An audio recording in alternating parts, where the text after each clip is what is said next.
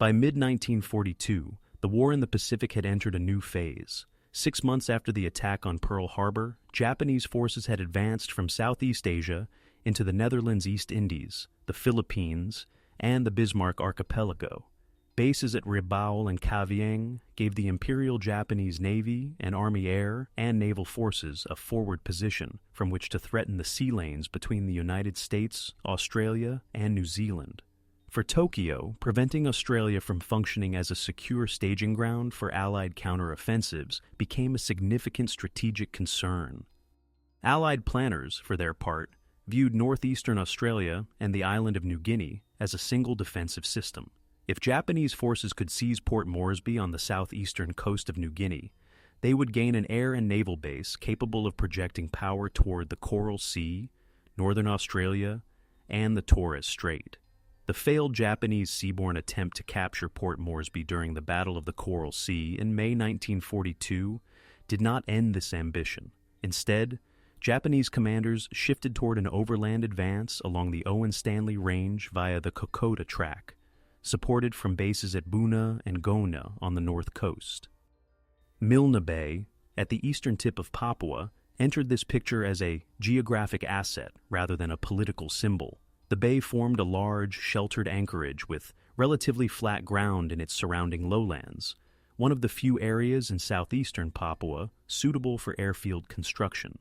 In early 1942, Australian and American staff judged that airfields at Milne Bay could protect the eastern approaches to Port Moresby, cover shipping routes around the tip of New Guinea, and interdict any Japanese move toward the southeastern Papuan coast. The site's heavy rainfall, surrounding jungle, and poor tracks were recognized as serious logistical challenges, but were considered manageable with engineer support. From April 1942 onward, Allied forces began to transform Milne Bay from an isolated inlet into a forward base. United States Army engineers and Australian construction units landed to clear ground and build airstrips. By August, 3 main strips, Guinea, Turnbull, and an auxiliary field, were in various stages of completion. Several Royal Australian Air Force units, including fighter squadrons equipped with P-40s, deployed to these fields along with anti-aircraft batteries and radar detachments. The ground garrison grew to more than 8,000 personnel, predominantly from Australian infantry brigades, supported by service troops and several hundred American engineers and anti-aircraft gunners. Japanese intelligence on this buildup was incomplete and sometimes contradictory. Reconnaissance flights from Rabaul detected airfield construction and shipping activity in Milne Bay, but initially underestimated the number of combat troops and aircraft present. Japanese staff officers in the 8th Fleet and at the 17th Army headquarters, planning regional operations in the Solomon Islands and eastern New Guinea, tended to view Milne Bay as a lightly defended outpost. Their assessments were influenced by earlier experience in the region, where small Japanese landing forces had often encountered scattered or improvised Allied defenses. On the Allied side, intelligence on Japanese intentions in August 1942 was also limited. Intercepts, air reconnaissance, and reports from coast watchers indicated that Japanese forces were reinforcing Buna and Gona and assembling shipping and small craft at Rabaul and other forward bases. However, it was not immediately clear whether these forces would be committed primarily to Kokoda, to renewed pressure in the Solomon Islands following the landings on Guadalcanal on 7th August, or to a move against Milne Bay itself. As a result, Allied commanders in the Southwest Pacific area had to allocate scarce infantry, artillery, and aircraft to multiple potential threat axes simultaneously. Public sentiment in Australia reflected the uncertainty of this moment. The fall of Singapore in February, followed by bombing raids on Darwin and submarine incursions near Sydney, had created a widespread sense that the country's northern approaches were exposed. The ongoing fighting in New Guinea and the newly opened campaign on Guadalcanal signaled that Allied forces were beginning to contest Japanese expansion, but outcomes were far from predetermined. For many civilians, the rapid construction of airfields and the arrival of troops at remote locations such as Milne Bay were not visible, yet these developments formed part of a broader effort to build a defensive belt around the Australian mainland. Within this strategic and psychological environment, Milne Bay became a point where the broader trajectories of the Pacific War intersected. Japan's attempt to consolidate a forward defensive perimeter and restrict Allied operations, and the Allied effort to hold key positions while building strength for future offensives.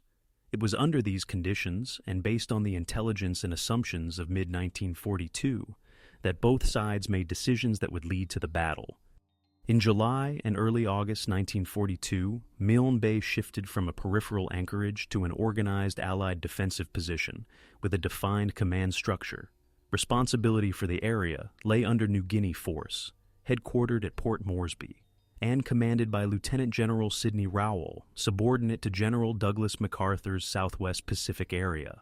On the ground at Milne Bay itself, Milne Force formed under Australian Major General Cyril Close, an artillery officer with staff and combat experience from earlier Middle Eastern campaigns.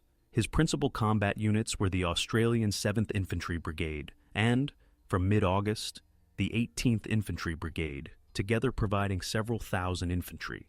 They were supported by Australian commando detachments, machine gun units, field artillery, and American and Australian engineer and service elements.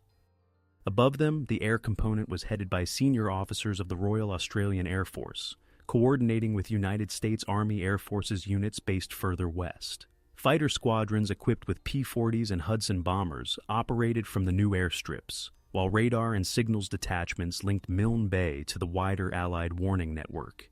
The naval presence was more modest, a small flotilla of Australian and American vessels, including corvettes and motor launches, provided local escort duties and transport in the bay's waters.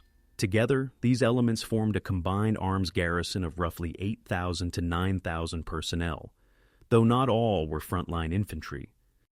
On the Japanese side, operational responsibility for moves against Milne Bay rested primarily with Vice Admiral Gunichi Mikawa's 8th Fleet at Rabaul, in coordination with Army headquarters directing operations in eastern New Guinea.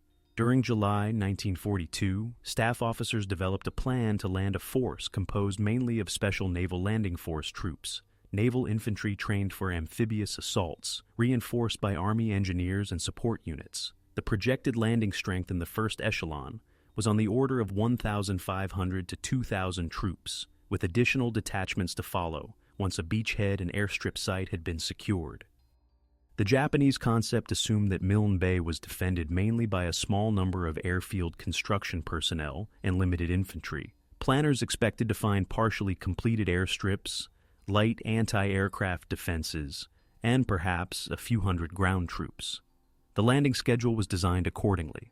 Transports and destroyers would carry the assault force from Rabaul, approach Milne Bay under cover of darkness, and put troops ashore on the northern shore of the bay, from where they would advance overland toward the airfields on the southern side. Subsequent convoys would bring additional personnel, supplies, and construction units to develop captured facilities.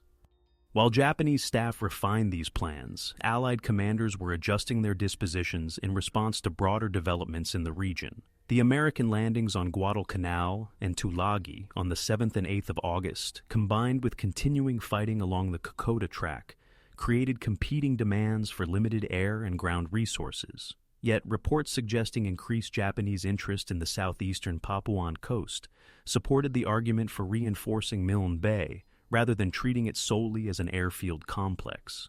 The decision to move the veteran 18th Brigade from Port Moresby to Milne Bay in mid-August, despite transportation and supply difficulties, reflected a calculation that a substantial ground force might soon be needed. By the second half of August, the opening moves were underway. Japanese reconnaissance flights intensified, probing the layout of airstrips and anchorage patterns in Milne Bay. Allied fighters based at the new fields began to intercept some of these flights, providing both sides with practical tests of the air defenses. At sea, Japanese transports and escorts assembled at Rabaul for the voyage south, while Allied naval and air patrols attempted to monitor shipping movements leaving the Bismarck archipelago. The command arrangements on both sides set the framework for the impending clash.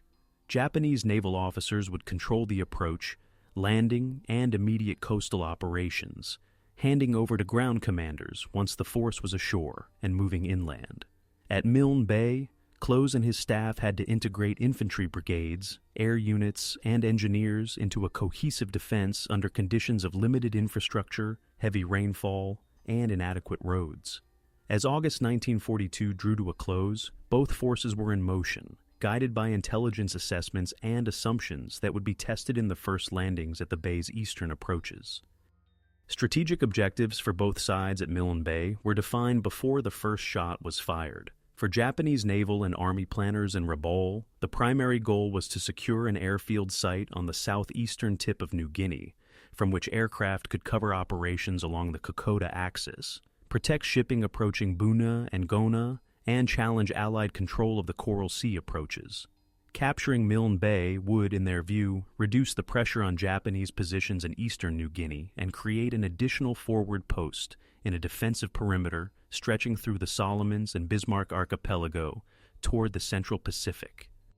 To achieve this, the Japanese assembled a landing force built around Special Naval Landing Force units, with attached engineers and support elements. The plan envisaged an initial assault group of roughly 1,900 troops, to be raised above 2,500 as follow-on echelons arrived. These troops would land on the northern shore of Milne Bay, secure a beachhead, and advance west and south to seize the existing airstrips. Once these were in Japanese hands, air units could be brought forward to operate from Milne Bay or nearby seaplane anchorages, improving reconnaissance and providing direct support for operations inland. Logistics shaped Japanese plannings in practical ways. The landing force relied on a small number of transports and fast destroyers for the voyage from Rabaul, limiting the volume of heavy equipment, artillery, and motor transport that could be embarked. Most supplies were packaged for hand carriage or limited pack transport, with the expectation that once the airstrips were captured, aircraft could fly in additional material. The timetable assumed that the landing would be completed under cover of darkness and poor weather, reducing exposure to Allied air attack.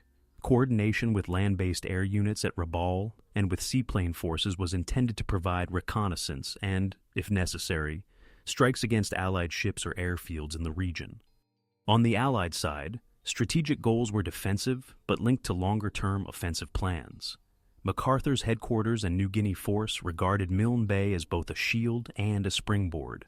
As a shield, it protected the eastern flank of Port Moresby and the sea routes around the tip of New Guinea to northern Australia.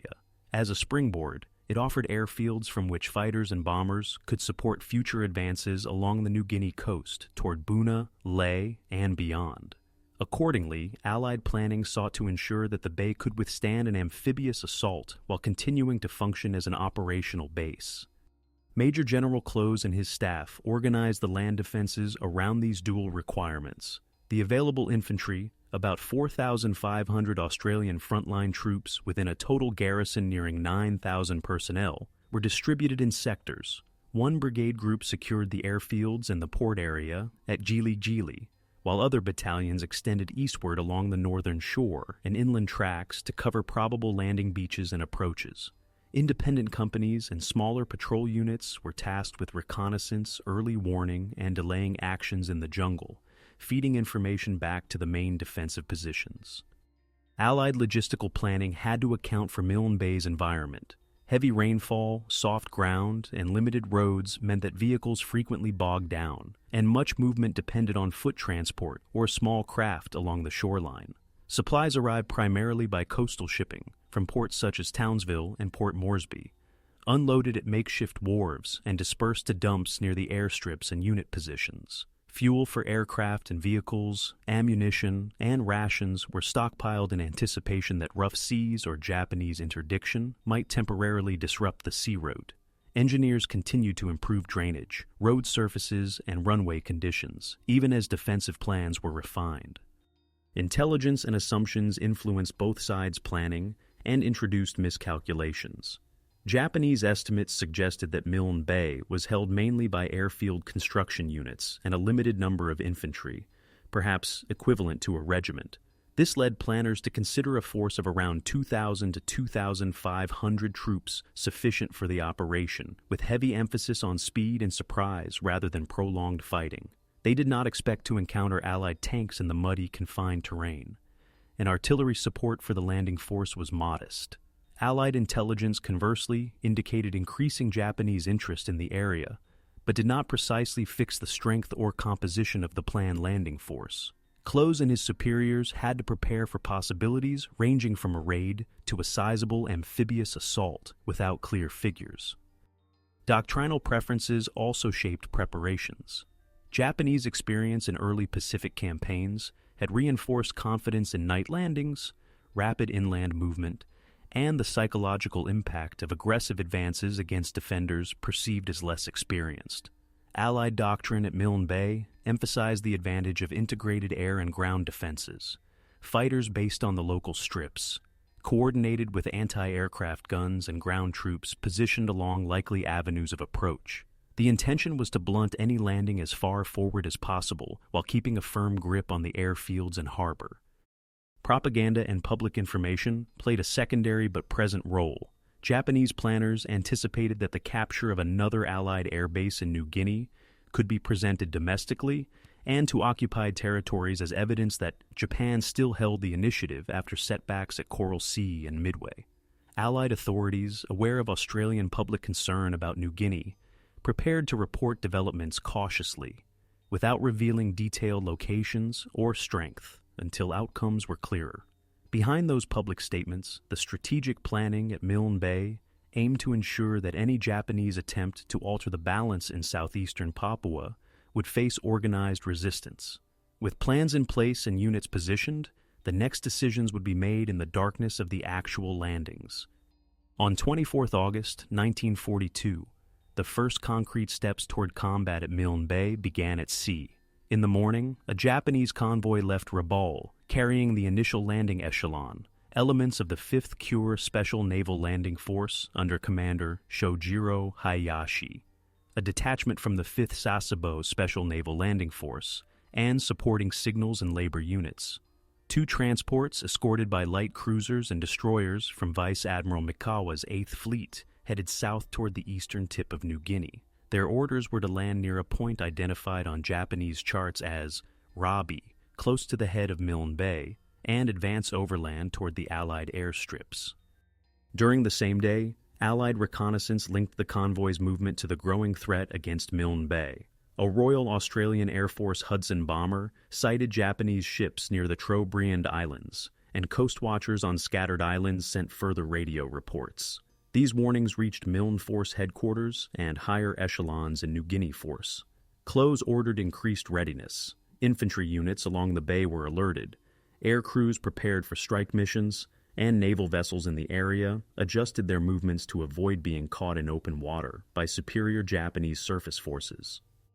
The Japanese approach during the night of August 25th to 26th confronted navigational and environmental factors not fully captured in pre-war charts. Heavy rain, shoreline mangroves, and limited visibility contributed to landing craft approaching beaches farther east than planned. Instead of disembarking close to Gili Gili, many troops went ashore around Wagga Wagga and KB Mission, several kilometers from the main Allied facilities. From the Japanese perspective, this did not invalidate the operation. Their orders still directed an advance westward along the coastal track toward the airstrips. However, the distance to their objectives increased, and supply barges had to operate in more exposed waters. On the Allied side, the first contacts came through forward elements of the Australian 61st Infantry Battalion. Patrols operating along the northern shore during the night heard engines offshore and reported unusual movement. Communication lines, largely field telephones and runners, passed these observations back to sector headquarters. By early morning on 26 August, it was clear that a landing had taken place, though the precise size and composition of the force remained uncertain. At dawn, Japanese infantry began moving from their landing points toward the west, supported by 2 light tanks. Following the narrow strip of firm ground along the coast and using the jungle fringe for cover, they advanced toward the area of KB Mission. Here, B Company of the 61st Battalion had established positions oriented along the track, with sections dug in and connected by shallow trenches. These Australian troops, many of them recent militia soldiers, had not previously encountered Japanese tanks in combat. Their anti-armor resources consisted of grenades, improvised obstacles, and limited artillery support rather than dedicated anti-tank guns in the forward line. The first clash developed as Japanese infantry and tanks probed into these positions. Firefights broke out as Australian machine guns and rifles engaged figures moving through the undergrowth, while the tanks used their main guns and machine guns to support the infantry. The defenders attempted to channel the armored vehicles into soft ground and obstructed sections of the track. In this phase, casualties on both sides came mainly from small arms exchanges at close range under conditions of poor visibility and frequent rain. Neither side possessed detailed real-time information about the other's overall disposition. Local company and platoon commanders interpreted the limited terrain in front of them as best they could. Simultaneously, air power entered the engagement. As daylight strengthened, Royal Australian Air Force P-40s and Allied bombers struck at the Japanese beachhead areas and landing craft near KB Mission and along the shore. These attacks destroyed some barges and supplies and caused losses among troops still close to the waterline. For Japanese officers, this confirmed that Allied airfields in Milne Bay were operational and able to respond quickly. For Allied planners, the ability to hit supply points so soon after the landing validated the decision to base fighters at the bay itself, despite the demanding climate and airstrip conditions.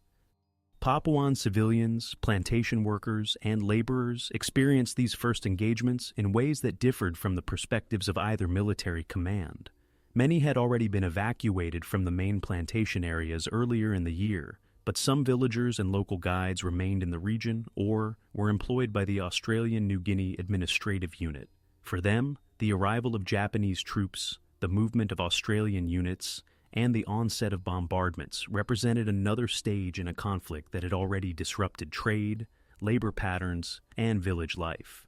Their knowledge of tracks, rivers, and terrain began to play a role as both sides sought information and guides for movement through the dense vegetation.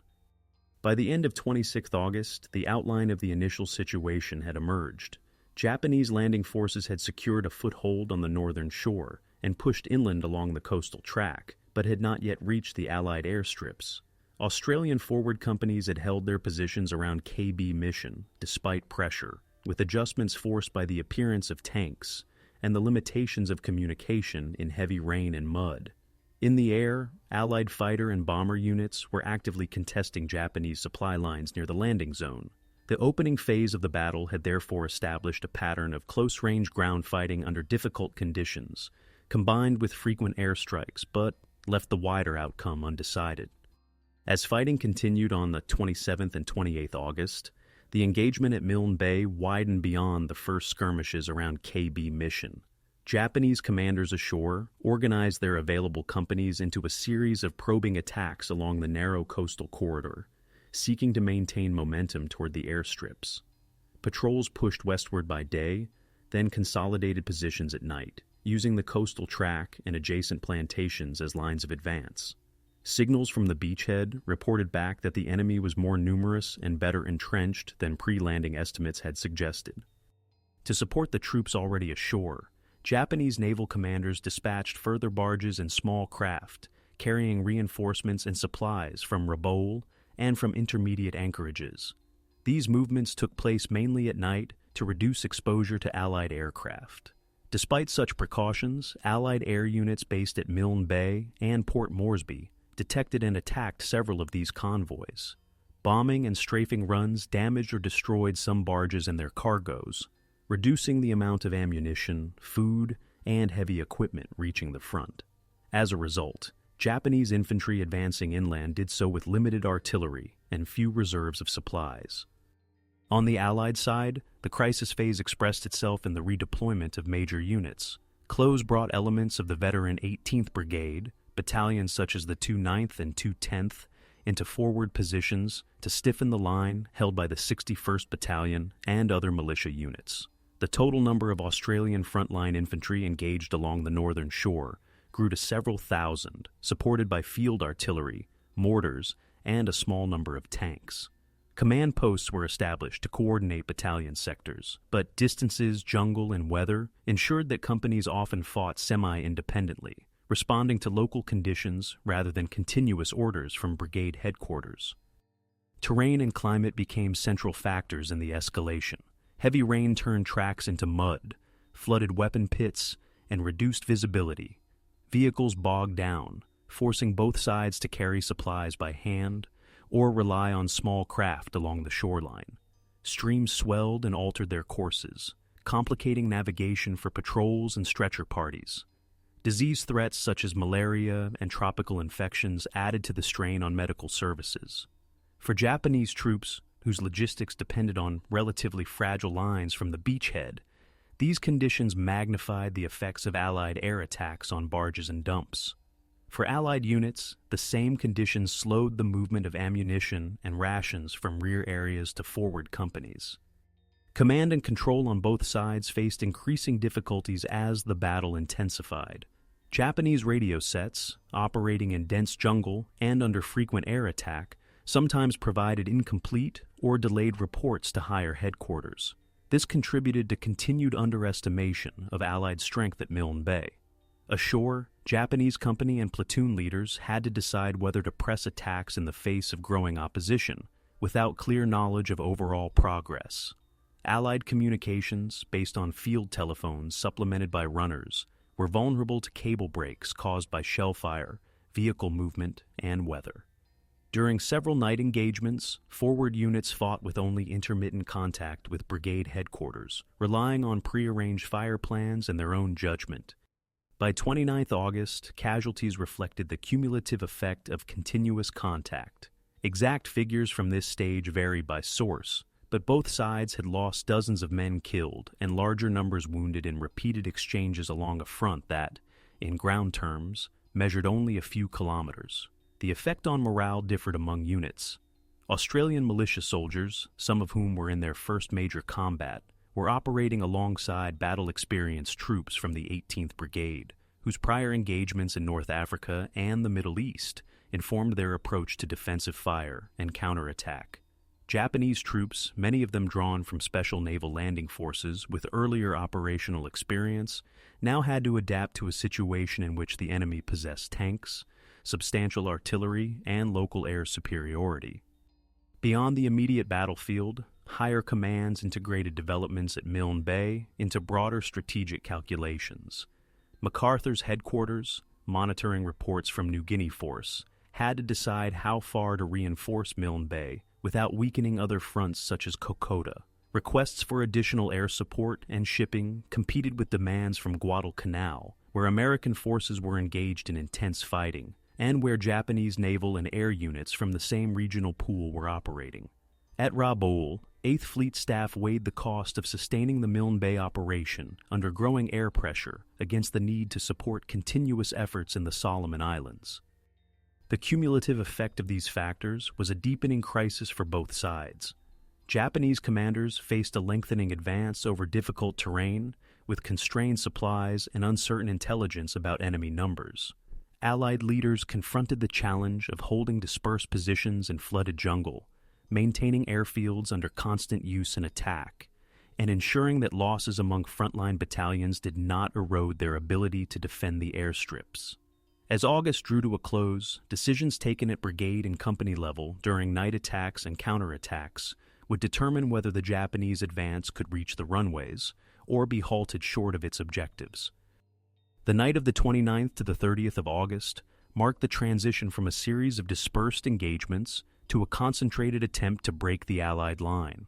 After dark, a Japanese convoy approached Milne Bay again, landing additional Special Naval Landing Force troops and supplies near Wagga Wagga, under the cover of naval gunfire directed toward the Gili Gili area.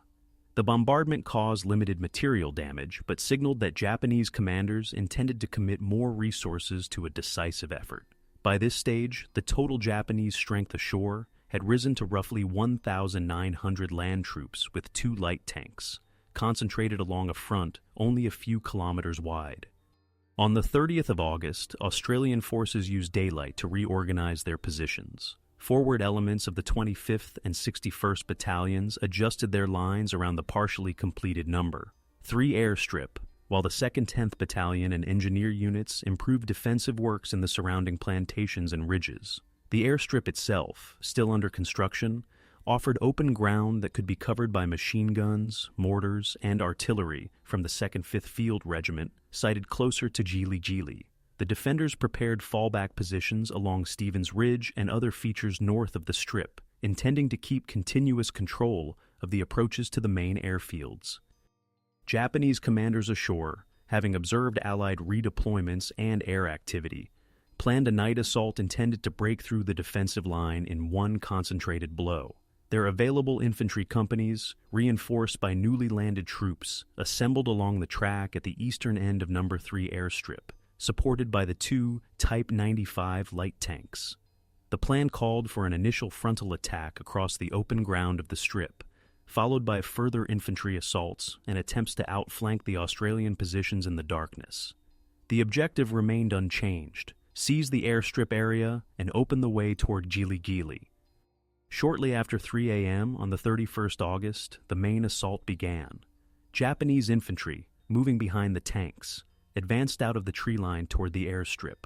Australian forward observers fired illuminating flares, exposing the attackers against the pale surface of the runway. Machine guns from companies of the 25th and 61st Battalions, supported by mortars and 25-pounder artillery, opened sustained fire across the Strip. The 2 tanks attempted to maintain momentum, using their guns to support infantry movement, but the combination of soft ground, shell fire, and obstacles limited their freedom of action. The first assault wave was halted with heavy casualties. Despite this, Japanese officers organized further attacks, consistent with doctrines emphasizing determined offensive action and willingness to accept high losses in night fighting. 2 more large-scale infantry charges were launched in succession across the same ground. Each time, they encountered prepared defensive fire from Australian positions, which by then had registered artillery and mortar targets on likely avenues of approach. During these actions, the original landing force commander, Commander Shojiro Hayashi, was fatally wounded, and overall control passed to Commander Minoru Yano, who had arrived with the later reinforcement group. Recognizing that continued frontal attacks were unlikely to succeed, Yano attempted to shift the axis of advance. Surviving elements of the assault force regrouped in low ground around Poyne Creek and then moved north in an effort to outflank the Australian line by pushing towards Stevens Ridge. In this sector, however, they came up against a platoon-sized Australian detachment equipped with Bren light machine guns and supported by indirect fire. The resulting encounter further fragmented the Japanese formation. As dawn approached, with daylight threatening renewed Allied air activity, Yano's force pulled back into the cover of the jungle, leaving the Strip and immediate approaches in Allied hands. From the Japanese perspective, the night of the 30th to the 31st of August represented the commitment of a large proportion of their available infantry in a single, concentrated attempt to reach the airfields. The failure to secure No. 3 airstrip, combined with the loss of many experienced non-commissioned officers and the death of the original landing force commander, significantly reduced the offensive potential of the force ashore. Ammunition expenditure during the attacks further strained supply dumps already depleted by airstrikes, and the difficulties of moving cargo from the beachhead through mud and flooded tracks. For the Australians and the small number of American personnel present, this same night constituted the peak of defensive effort. Frontline companies endured multiple assaults at short range, coordinating their fire largely by prearranged signals and local initiative, as communication lines were repeatedly disrupted. Engineer units and anti-aircraft personnel joined infantry in manning parts of the line around the Strip. Medical posts behind the front received a sharp increase in casualties from both sides, brought in by stretcher parties along narrow, muddy tracks. At higher command levels, reports from Milne Bay during and after the night battle fed into broader assessments. New Guinea Force and MacArthur's headquarters received indications that the Japanese had committed substantial strength to the assault and had been unable to dislodge the defenders from the airstrip area.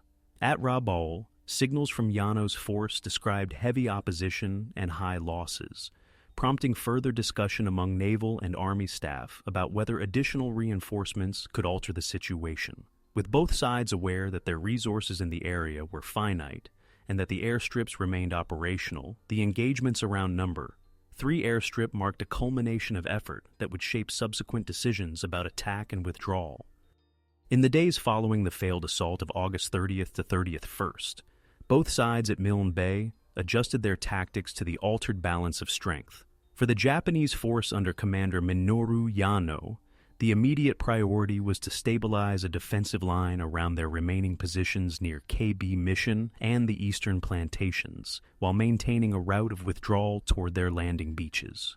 The surviving infantry companies, reduced by losses among officers and non-commissioned officers, reorganized into smaller groups occupying positions along ridges and in the jungle fringe.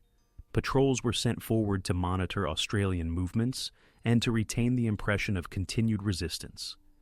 Japanese adaptation took several forms.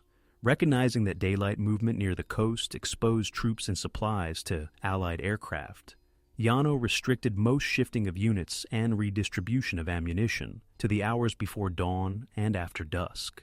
Small parties moved along side tracks and creek lines rather than the main coastal path, carrying what equipment they could.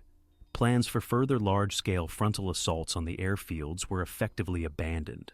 Instead, the emphasis shifted to delaying actions designed to slow any Allied advance eastward and to protect the approaches to the beaches, where the possibility of evacuation remained under consideration. Allied forces also modified their approach. Having held the airstrips, Close and his brigade commanders began to plan controlled advances to dislodge the Japanese from their footholds, while avoiding overextension in terrain that still favored ambush.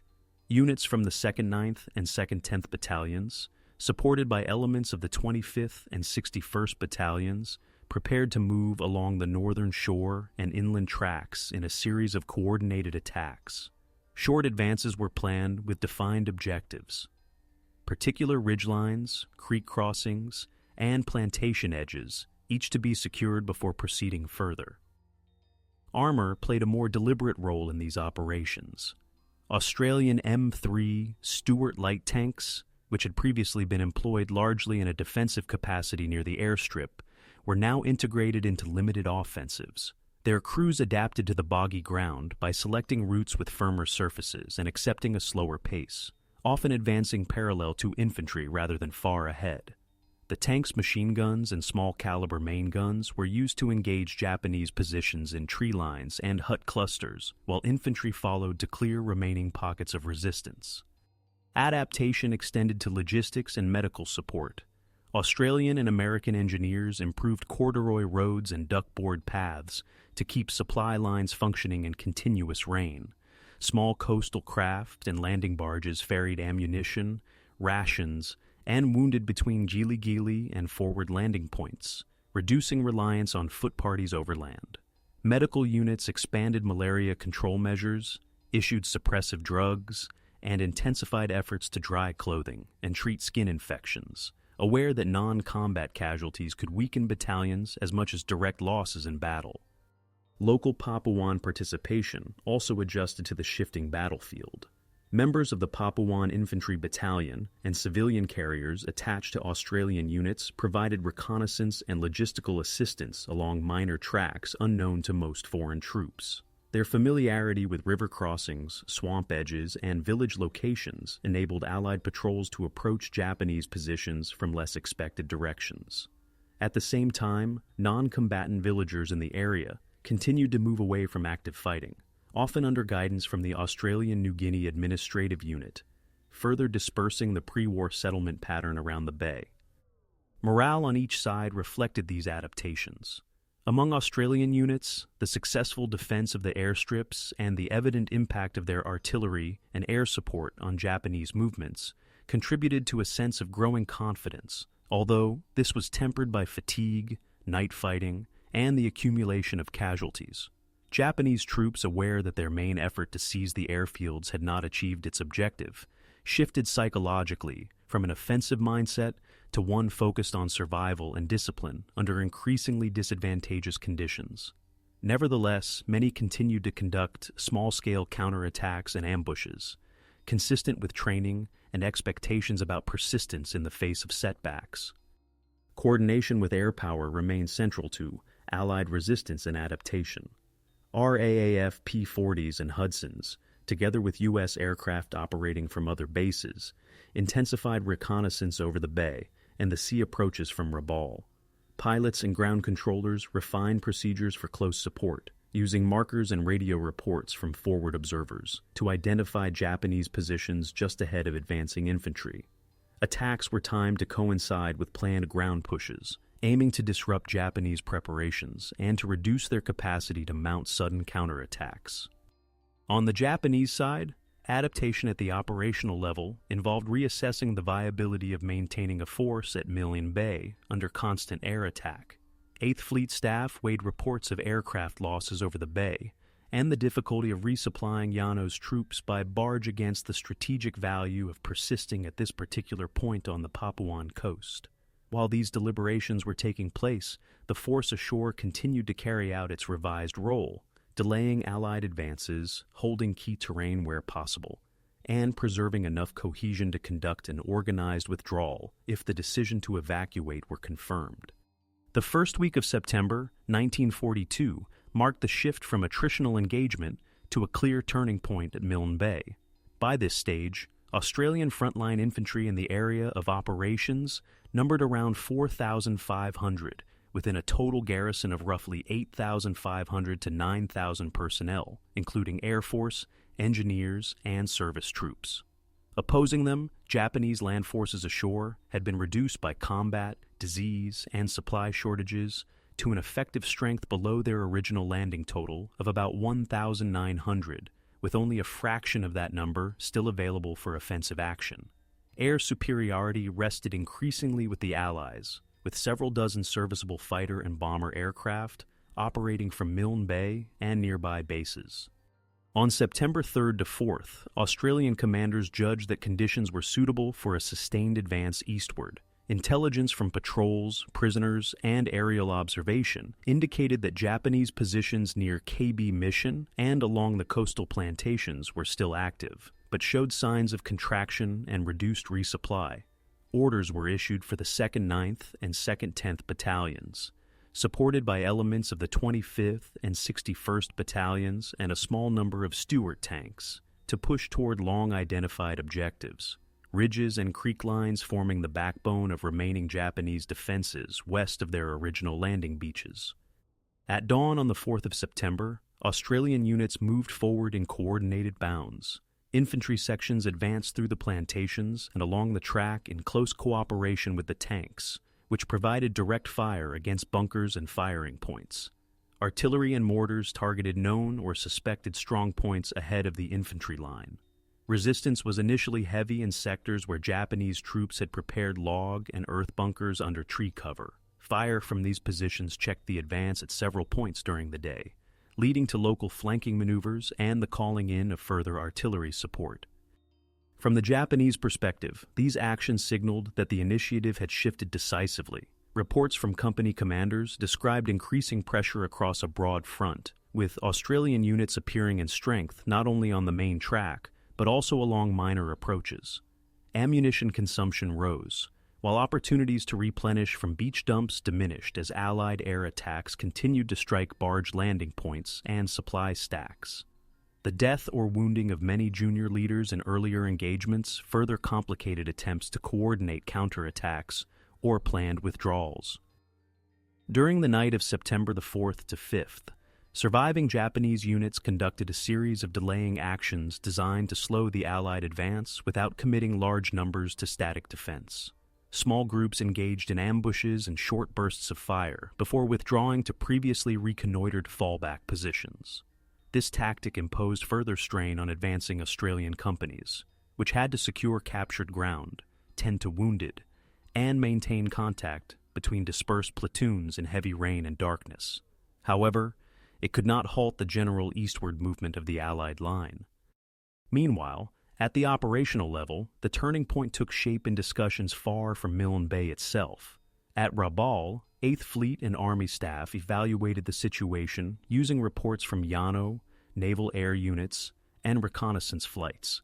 The evidence suggested that Allied air power remained strong, that the garrison at Milne Bay was larger than originally estimated, and that efforts to reinforce and resupply the landing force were incurring rising losses for limited tactical gain. With concurrent commitments in the Solomon Islands and along the New Guinea north coast, Japanese commanders had to decide whether persisting at Milne Bay justified the expenditure of scarce shipping, aircraft, and trained personnel. On September 5th, a decision was reached at Rabaul to begin evacuation planning for the Milne Bay force. The intent was to extract as many troops as possible during a series of night barge operations, covered by whatever air and naval support could be allocated. This represented a shift from the original objective of capturing and using the Milne Bay airfields to a narrower goal, preserving experienced Special Naval Landing Force personnel for future operations elsewhere. Orders reflecting this decision were transmitted to Yano, instructing him to hold key positions long enough to facilitate organized withdrawal, but not at the cost of the entire force. For the Allied command at Milne Bay, the same period appeared as the moment when the possibility of pushing the Japanese entirely out of the area became credible. Reports from the front indicated that Japanese resistance, while still determined in local engagements, was losing coherence. Captured documents and interrogations suggested supply shortages and changes in Japanese intentions. Close and his staff, in consultation with New Guinea force, therefore framed further operations not merely as a defense of the airstrips, but as a clearing operation aimed at eliminating the enemy foothold west of the bay's entrance.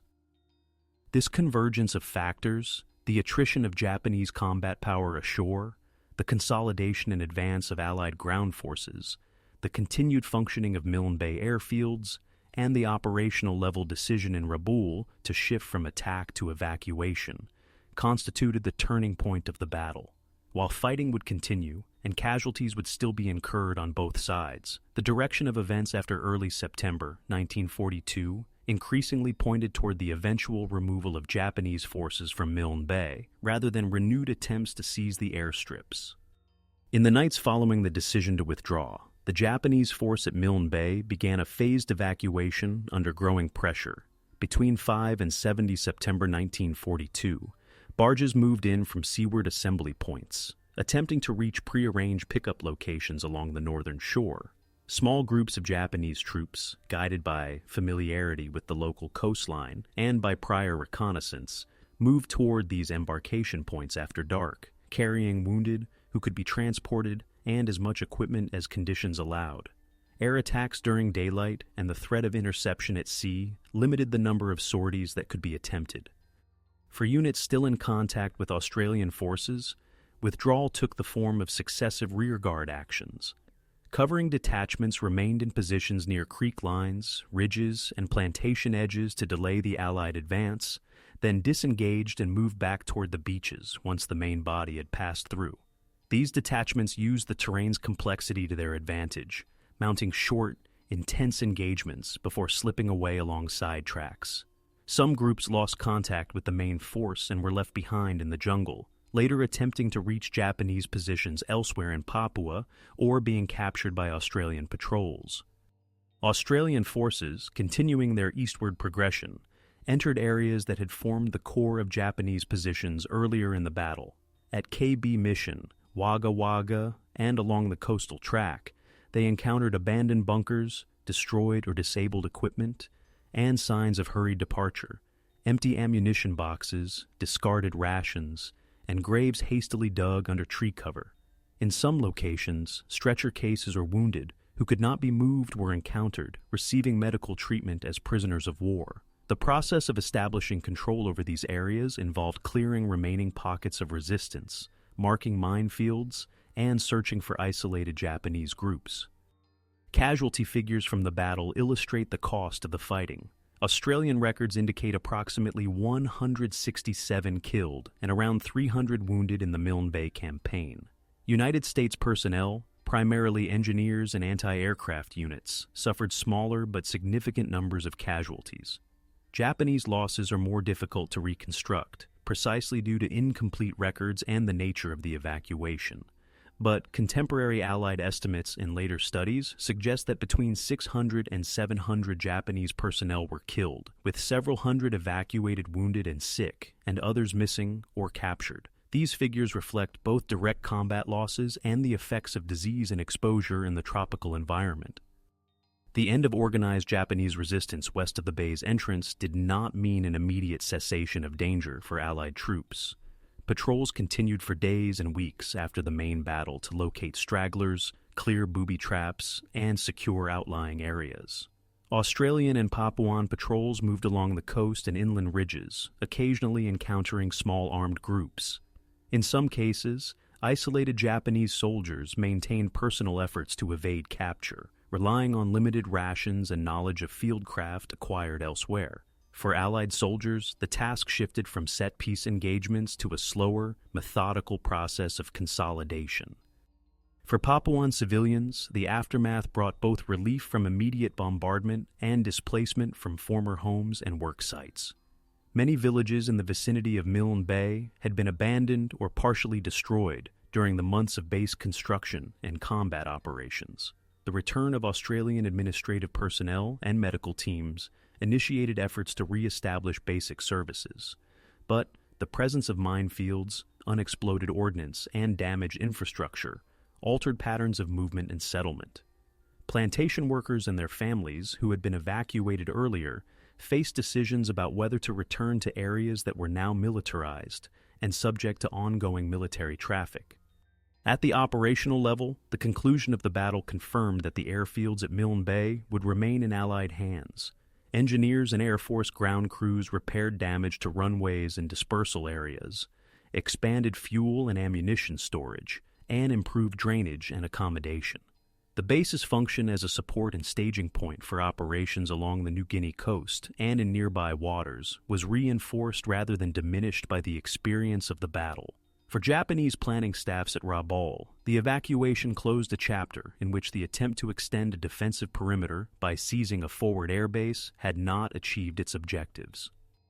Politically and psychologically, the outcome had immediate effects in the countries involved. In Australia, reports of the successful defense and the subsequent clearance of Japanese forces from Milne Bay contributed to a sense that the earlier sequence of defeats and retreats in Southeast Asia and the Southwest Pacific was beginning to be reversed. In Japan, public information about the operation was more limited and framed within broader accounts of fighting in New Guinea and the Solomons, emphasizing endurance rather than specific territorial outcomes. Within both military establishments, the battle's conclusion provided data points for internal assessments of doctrine, logistics, and the relative importance of air, naval, and ground forces in the evolving campaign for New Guinea. In the longer perspective of the Pacific War, the Battle of Milne Bay acquired significance that extended beyond the narrow strip of coastline where it was fought. Strategically, the retention of the Milne Bay airfields ensured that Allied forces possessed a functioning forward base at the southeastern tip of New Guinea. From late 1942 onward, aircraft operating from Milne Bay supported operations along the Papuan coast, including the advance on Buna and Gona, and later contributed to air cover for movements toward Lae, Salamaua, and beyond. The bay also served as a logistical node, with shipping and support units using its sheltered waters and improved facilities to sustain the growing Allied presence in New Guinea. For Japanese planners, the outcome provided evidence of several constraints on their regional strategy. The operation showed that landing a relatively small force with limited artillery and armored support against a prepared base, within reach of strong Allied air power, carried high risk. Reports from survivors and from naval and air units involved in the operation fed into broader reviews of amphibious doctrine, logistics, and intelligence assessment. In subsequent campaigns in New Guinea and the Solomons, Japanese forces continued to conduct landings, but often with increased attention to dispersal, concealment, and the difficulty of sustaining forward positions under persistent air attack. From an operational and doctrinal standpoint, Milne Bay illustrated the interaction of air, land, and naval power in a confined theater. Allied commanders highlighted the role of locally based fighter squadrons in disrupting Japanese barge movements and in limiting the effectiveness of enemy air reconnaissance and bombing. The experience informed later decisions to prioritize the rapid construction of airstrips wherever ground forces advanced. For ground commanders on both sides, the battle emphasized the importance of accurate intelligence about enemy strength, the challenge of moving tanks and heavy equipment in tropical conditions, and the need to integrate infantry, artillery, and engineers in planning for both attack and defense. In Australian military history, Milne Bay came to be regarded as an important moment in the development of national forces fighting close to their own territory. The battle involved a mix of experienced Australian Imperial Force battalions and militia units, supported by Royal Australian Air Force and United States personnel. Post-war studies and official histories examined the coordination between these components, the performance of command structures under pressure, and the impact of environmental factors on planning and execution. The presence of Papuan infantry battalion members and civilian carriers highlighted the contribution of local populations to Allied operations in New Guinea. Japanese accounts, including diaries, post-war memoirs, and official narratives, often focus on the difficulties faced by the landing force, underestimation of enemy numbers, the strength of Allied air power, and the problems of supply in continuous rain and mud. Some analyses within Japanese military circles after the war used Milne Bay as a case study in the limits of special naval landing force operations, when not supported by sufficient logistics, and when confronted by a well-supplied defender with nearby airfields. These assessments fed into wider debates about the balance between offensive spirit and material preparation in the conduct of operations. Civilian perspectives also shaped the legacy of Milne Bay. For Papuan communities, the battle formed part of a series of disruptions associated with the New Guinea campaign. Land was taken over for airfields, camps, and roads. Villages were evacuated or relocated, and the presence of foreign troops and equipment altered local economies and social relations. After the war, efforts to document and commemorate these experiences have included oral history projects and local memorials, complementing official war cemeteries and monuments established by the participating states. In historiography, Milne Bay is frequently cited as one of the early indications that Japanese expansion in the Southwest Pacific could be checked by coordinated Allied action. Scholars compare it with contemporaneous battles on the Kokoda Track and at Guadalcanal, examining similarities and differences in force ratios, terrain, command decisions, and the timing of reinforcements. Discussion continues over specific questions, such as the degree to which Japanese intelligence underestimated Allied strength, the relative contribution of air power versus ground tactics to the outcome, and the extent to which the battle influenced subsequent Japanese priorities in New Guinea. Commemoration practices reflect these multi-layered interpretations. In Australia, annual ceremonies, unit histories, and educational materials present Milne Bay as an important episode in the New Guinea campaign, emphasizing the combined efforts of Army, Air Force, and supporting services. Japanese remembrance tends to situate the battle within the larger narrative of operations in New Guinea, focusing on endurance under difficult conditions and the eventual withdrawal of forces to other fronts. Internationally, studies of the Pacific War increasingly incorporate Milne Bay as part of a broader analysis of island and coastal campaigns that links local geography to global strategy. Thus, the legacy of Milne Bay encompasses military, political, and social dimensions. It influenced operational planning on both sides, contributed to the stabilization of the Allied position in eastern New Guinea, and affected the lives of those who lived and fought in the region. The battle's significance lies not only in the immediate tactical outcome, but also in the ways it demonstrated the interaction of logistics, air power, terrain, and intelligence in shaping the course of the wider war in the Southwest Pacific.